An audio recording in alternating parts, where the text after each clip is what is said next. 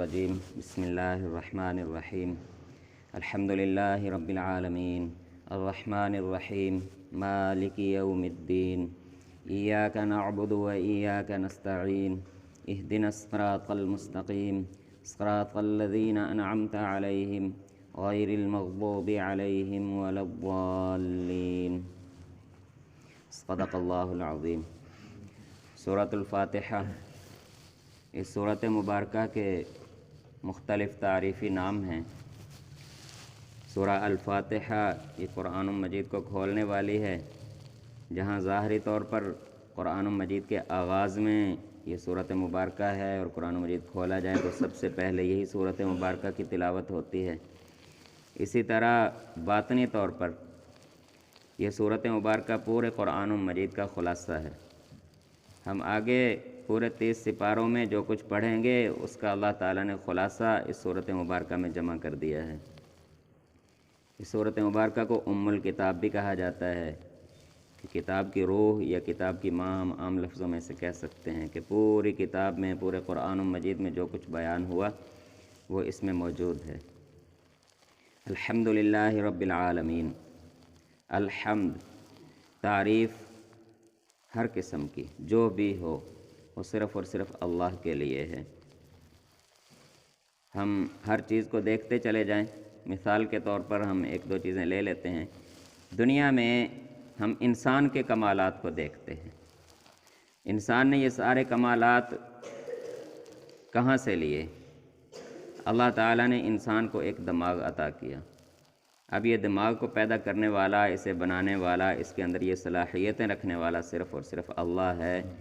انسان نے اس دماغ کو نہیں بنایا ہے۔ تو اب دماغ کی آگے جتنی بھی کمالات ہیں یہ سب کے سب اللہ تعالیٰ کے محتاج ہیں۔ ایک چھوٹی سی مثال لے لیں، اللہ تعالیٰ نے لکڑی بھی پیدا کی ہے اور لوہا بھی اور دیگر دھاتیں پیدا کی ہیں۔ لوہے میں سے بجلی گزر سکتی ہے لیکن لکڑی میں سے نہیں گزر سکتی۔ یہ صلاحیت لوہے میں کس نے رکھی اور لکڑی میں کس نے رکھی؟ یہ اللہ تعالیٰ نے رکھی ہے۔ اور ہر چیز اسی طرح ہم آگے جہاں بھی چلے جائیں، تحقیقات کرتے چلے جائیں، میں بول رہا ہوں آپ کے کانوں تک یہ آواز پہنچ رہی ہے۔ یہ راستے میں یہ ذریعہ کس نے بنایا ہے آواز کے ایک جگہ سے دوسری جگہ پہنچنے کا؟ یہ اللہ نے بنایا ہے۔ ہم نے ایک جگہ پہ ٹاور کھڑا کیا اور فضا کے اندر سے سگنل سفر کرتے ہوئے کئی کلومیٹر کا سفر کرتے ہیں اور جا کر مختلف آلات میں، موبائلوں میں جا کر آگے پھر بات چیت سنائی دیتی ہے۔ آخر فضا کے اندر یہ صلاحیت کس نے رکھی کہ اس کے اندر سے یہ چیزیں گزریں؟ تو یہ سب کچھ، ہر چیز اللہ کی طرف لوٹ کر جاتی ہے۔ ہاں، جو چیز اللہ نے نہیں رکھی انسان سر توڑ کوشش کرنے کے باوجود اسے نہیں بنا سکا۔ ہاں، جو چیزیں اللہ تعالیٰ نے بنا کر چھپا دیں اب انسان انہیں تلاش کرتا ہے اور اپنے لیے استعمال کرتا ہے۔ زمین کے اندر جتنے خزانے ہیں، پیٹرولیم کے خزانے ہیں یا دھاتوں کے خزانے ہیں یا ہیرے جواہرات ہیں، ان کو انسان نے پیدا تو نہیں کیا۔ انسان نے تو صرف کھدائی کی ہے اور نکالا ہے۔ ان کو پیدا کر کے انسان کے لیے چھپانے والا کون ہے؟ صرف ایک اللہ ہے۔ تو جب ہر چیز کی صفت، ہر چیز کی تعریف ایک اللہ کی طرف جائے تو انسان کو ایمان نصیب ہو جاتا ہے۔ تو جب انسان یہ دعویٰ کرے کہ خود ہی ایک دھماکہ ہوا اور ساری کائنات خود بخود پیدا ہو گئی تو پھر انسان منکر اور کفر کی طرف چلا جاتا ہے۔ آخر کوئی تو ہے جو بنانے والا ہے، رب العالمین، سارے جہانوں کا، سارے زمانوں کا پالنے والا ہے۔ الرحمن، بہت مہربان ہے، عام رحمت ہے اس کی، بڑے بڑے نافرمانوں کی بھی رسی چھوڑے رکھتا ہے، ان کا رزق بند نہیں کرتا، ان پر اپنی نعمتوں کے دروازے بند نہیں کرتا، ان کے لیے توبہ کا دروازہ کھلا رکھتا ہے، ایمان کا دروازہ کھلا رکھتا ہے۔ الرحیم، اور اپنے بندوں کو بچا بچا کر چلاتا ہے، اپنے بندوں پر خاص رحمت کرنے والا ہے۔ عام مخلوقات کے لیے وہ الرحمن ہے، اس کی عام رحمت ہے، اپنے بندوں کے لیے اس کی رحمت خاص ہے۔ اب اس خاص رحمت اور عام رحمت کی ہم ایک مثال سے بات کو سمجھ سکتے ہیں۔ ہم میں سے کوئی شخص باہر بازار میں نکلے، گلی میں نکلے، بچے وہاں پر کھیل رہے ہوں، الٹی سیدھی باتیں کر رہے ہوں، بدتمیزیاں کر رہے ہوں، تو ان میں ہمارا بیٹا بھی کھڑا ہوا ہو تو ہم تھپڑ کس کے لگائیں گے؟ اپنے بچے کے لگائیں گے نا۔ تو اپنے بچے کو تھپڑ لگائیں گے، ہاتھ سے پکڑیں گے، کان سے پکڑیں گے، گھر لے آئیں گے. وہ کہے گا باقیوں کو تو آپ نے کچھ نہیں کہا، مجھے تھپڑ لگا کے گھر لے آیا، باقی بھی تو یہی سب کچھ کر رہے تھے. تو یہ ہے اپنے بچے کے لیے جو خاص رحمت ہوتی ہے انسان کے دل میں. دوسروں کی بھی تکلیف تو ہوئی ہوگی، لیکن ان کو انسان نہیں مارے گا، ان کو نہیں پکڑے گا. تو اللہ تعالیٰ اپنے بندے کو کنٹرول کرتے ہیں. تھوڑی سی نافرمانی، تھوڑی سی غلطی، تھوڑا سا راستے سے ہٹتا ہے تو فوراً کوئی نہ کوئی ٹھوکر دے کر، کوئی نہ کوئی جھٹکا لگا کر اسے واپس اپنے در پر لے آتے ہیں. تو بندہ پوچھتا ہے یا اللہ وہ تو بڑا حرام کھا رہے ہیں، اس کو تو آپ نے کبھی پوچھا نہیں ہے، اور میں نے تھوڑا سا کھایا ہے تو مجھے پکڑ لیا ہے. تو اللہ تعالیٰ فرماتے ہیں اس کے لیے میں رحمان ہوں، تیرے لیے رحیم ہوں، تیرے لیے میرے پاس خاص رحمت ہے، میں تجھے نہیں جانے دوں گا اس طرف. تو یہ اللہ تعالیٰ کے اپنے بندوں کے لیے ہوتی ہے، اور عام نافرمانوں کے لیے، باقی ساری مخلوقات کے لیے الرحمن ہے. چھوڑے رکھتا ہے، جب توبہ کر لے تو قبول بھی کر لیتا ہے، واپس بھی بلا لیتا ہے. لیکن جو جڑا ہوا اس کو پھر جوڑے رکھتا ہے، ٹوٹنے نہیں دیتا. ٹوٹنے کی کوشش کرے تو کوئی نہ کوئی ٹھوکر اپنی مخلوق کے ذریعے سے، کوئی نہ کوئی تھپڑ لگوا کر، کوئی نہ کوئی جھونکا لگوا کر واپس بلا لیتا ہے. مالک یوم الدین، روز جزا کا مالک ہے، یوم حساب کا مالک ہے. ہم سب کو اسی کے سامنے جا کر حاضر ہونا ہے، اسی کے سامنے پیش ہونا ہے. اب وہاں جا کر ہمیں کیا حساب دینا ہے، کیا جزا اور سزا ہے، آگے پورا قرآن اسی کو بیان کر رہا ہے. ایاک نعبد و ایاک نستعین، اے رب ہم بس آپ ہی کی عبادت کرتے ہیں اور آپ سے ہی مدد چاہتے ہیں. آگے پورا قرآن پھر اس کی تشریح کر رہا ہے.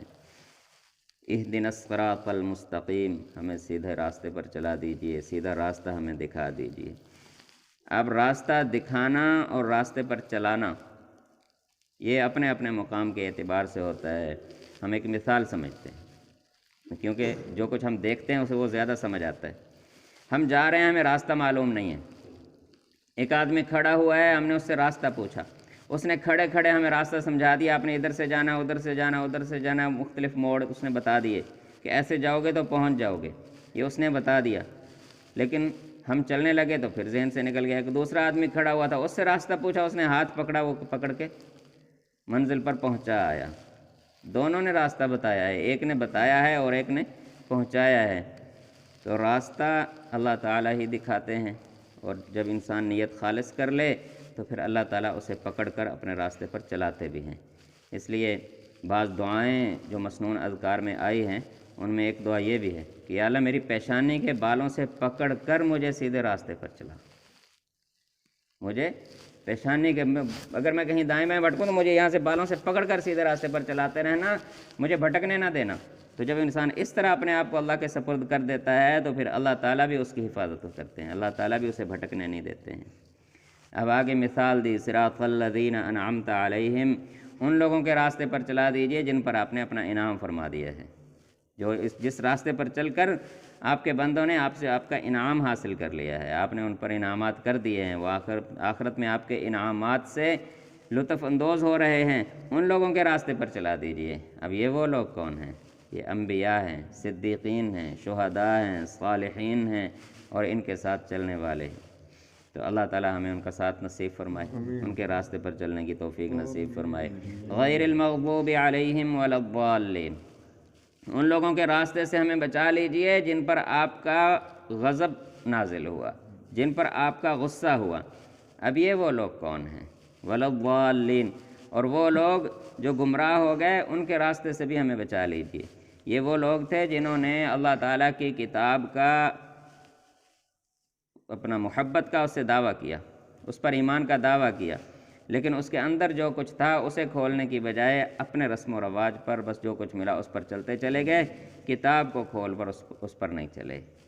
تو پھر اللہ تعالیٰ کا ان پر غضب ہوا، اور وہ پھر خود وہ گمراہ ہوتے تھے اور دوسروں کو بھی گمراہ کرتے تھے.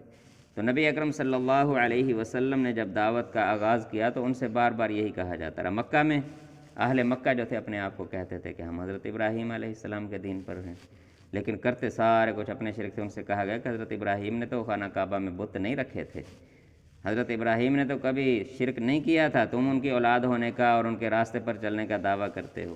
یہودیوں نے کہا جی ہم تو تورات کو نہیں چھوڑ سکتے. ان سے کہا ٹھیک ہے تورات کو نہ چھوڑو، تورات کو لے آؤ، اس کو کھولو، اس کو پڑھو، جو کچھ اس کے اندر ہے اس سے ہم مان لیں. لیکن اس کے لیے وہ تیار نہیں ہوئے۔ جس کتاب کو پکڑنے کا دعویٰ کیا اسی کو کھولنے پر کھول کر پڑھنے پر تیار نہیں ہوئے۔ عیسائیوں نے کہا کہ ہم انجیل کو نہیں چھوڑ سکتے، ان سے کہا گیا نہ چھوڑو، لے آؤ، اسی کو کھول کے دیکھ لیتے ہیں، جو کچھ اس کے اندر ہے اسے مان لو۔ انہوں نے نہیں مانا۔ تو یہ وہ لوگ تھے کہ جنہوں نے اللہ تعالیٰ کے غضب اور غصے کو دعوت دی اور خود گمراہ ہوئے اور دوسروں کو گمراہی کے راستے پر چلاتے چلے گئے۔ دعا ہے کہ اللہ تعالیٰ ہمارے لیے اپنی کتاب کو کھول دے، ہمارے سینوں کو اپنی کتاب کے لیے کھول دے، اور پھر زندگی بھر اللہ تعالیٰ اپنے قرآن کے ساتھ ہمیں جوڑے، اس کو بار بار پڑھنے کی توفیق نصیب فرمائے۔ وما علینا الا البلاغ۔ الحمدللہ۔